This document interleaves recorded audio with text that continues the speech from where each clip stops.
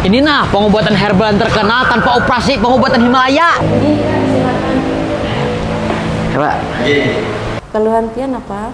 Nyeri-nyeri otot gitu kayak tulang rasa rapai, sarakai. Kalau pian apa kak? Keluhannya mata ulun Nina, rasa kaur. Silakan masuk kak. Kalau pengobatan herbal Himalaya nih, apa aja jenis pengobatannya, Pak? Jadi di sini pengobatan Himalaya mengobatin mata, ambeien atau wasir, tulang dan sendi, kanker dan tumor dan keluhan pria. Kayak Pak, teknik pengobatannya itu Pak, katanya tanpa operasi. Cara pengobatannya dengan cara terapi, kalau untuk masalah mata, terapi saraf matanya. Untuk sendi dan tulang biasanya kita terapi dengan sinar inframerah. Pas saya kalau kayak itu, ulu nih ada keluhan sendi. Kita periksa dulu lah. Di pengobatan herbal Himalaya bisa mengobati berbagai macam penyakit tulang seperti pengapuran tulang sendi, saraf terjepit, osteoporosis, sakit pinggang, radang sendi, asam urat, stroke, penyumbatan pembuluh darah,